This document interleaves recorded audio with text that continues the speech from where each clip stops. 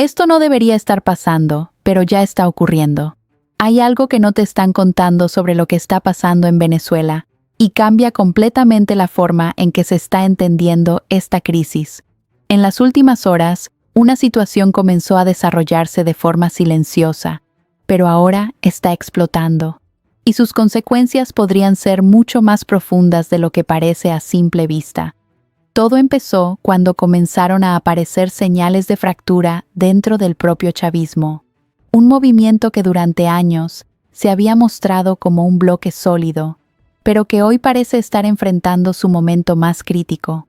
Al principio, parecía un cambio más dentro de la estructura del poder, algo rutinario, una reconfiguración interna como tantas otras que se han visto en el pasado.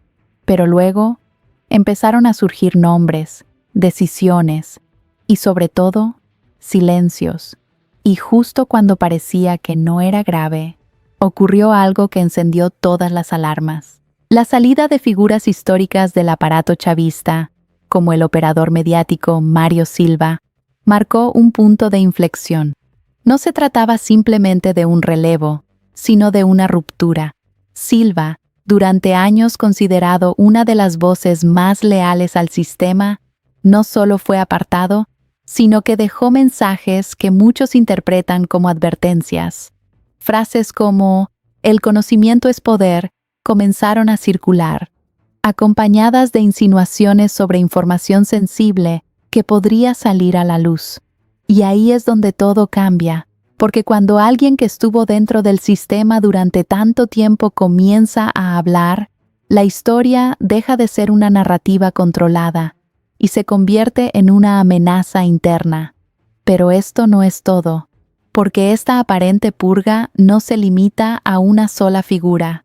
Analistas señalan que se está desarrollando un proceso mucho más amplio, una reorganización interna que busca eliminar testigos, consolidar poder y reescribir la historia desde adentro.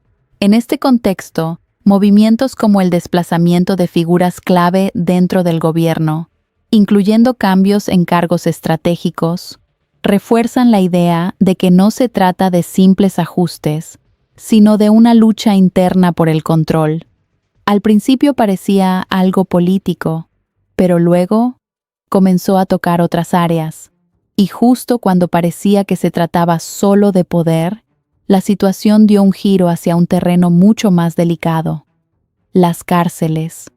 Hoy, distintos reportes indican que los centros de detención se han convertido en un punto clave dentro de este proceso. Familiares de detenidos han denunciado condiciones que describen como inhumanas, restricciones extremas y procedimientos que van más allá de lo que se consideraría normal, incluso en contextos de alta tensión. Se habla de visitas sin contacto físico, recorridos vigilados, aislamiento, y esto no solo genera preocupación, genera una pregunta: ¿qué papel están jugando realmente estas instituciones en el contexto actual? Porque lo preocupante es que esto podría afectar a más personas de lo que imaginamos. Actualmente, organizaciones reportan cientos de detenidos en condiciones que siguen siendo cuestionadas, mientras se mantienen protestas constantes exigiendo respuestas. Pero lo más impactante es esto: a pesar de algunas liberaciones parciales, el sistema en sí no parece haber cambiado. Y eso plantea una realidad incómoda, porque significa que, más allá de los movimientos visibles, la estructura profunda sigue intacta. Y mientras todo esto ocurre dentro del país, el contexto internacional añade una nueva capa de tensión, porque lo que está pasando no se queda en Venezuela. En paralelo, el escenario global está entrando en una fase de alta presión, especialmente por la escalada de tensiones en Medio Oriente.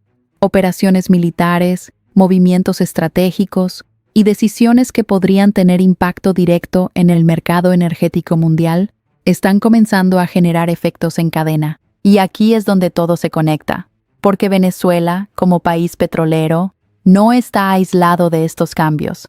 Cada variación en el precio del petróleo, cada conflicto internacional, termina impactando su economía, y eso, a su vez, repercute directamente en la vida de millones de personas.